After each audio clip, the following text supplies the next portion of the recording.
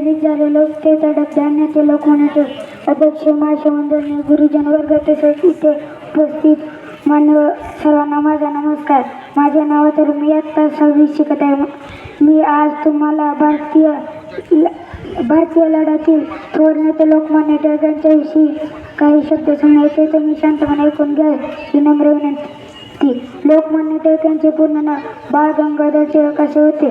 त्यांचा जन्म 1856 रोजी 23 जुलै 1856 रोजी रत्नागिरी जिल्ह्यातील चिखलगाव येथे झाला. त्यांच्या आईचे नाव पार्वतीबाई व त्यांच्या वडिलांचे नाव गंगाधर असे होते.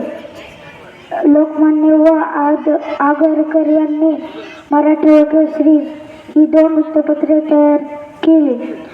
लोकमान्य यांनी सार्वजनिक गणेशोत्सव व शिवजयंती सुरू केली.